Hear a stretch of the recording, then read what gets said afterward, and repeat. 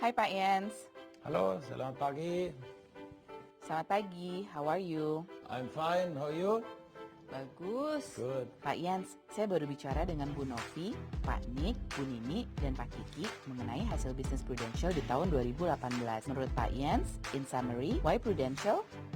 Why Prudential? Saya yakin ada banyak alasan, tapi yang pertama I want to highlight brand kita. Brandnya paling dipercaya di Indonesia dan juga grup Prudentialnya has satu existence dan juga reputasinya tinggi di 170 tahun. Kita sudah 95 tahun di Asia Pasifik dan dengan Prudential Indonesia kita sudah di tahun 24 di Indonesia. Kedua, our financial strength. I think situasi keuangan kuat. We have asetnya paling besar di Indonesia dan juga our risk-based capital, ini indikatornya untuk financial strength, is juga 6 kali di atas minimum requirementnya dari pemerintah. Alasan ketiga, kita ada komitmen besarnya untuk nasabah kita. Kita banyak innovate-nya to make sure our service excellence-nya lebih baik lagi untuk engagement dan juga support sama dengan seluruhnya nasabah kita.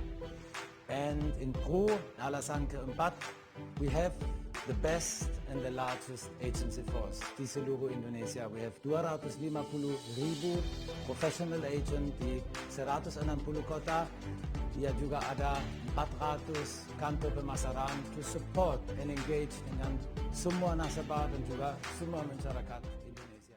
And last but not least, ini juga I think pending for Prudential, our commitment, our credo to make sure we do good di Indonesia. Dengan program community investment, kita sudah membantu di atas 2 juta orang Indonesia.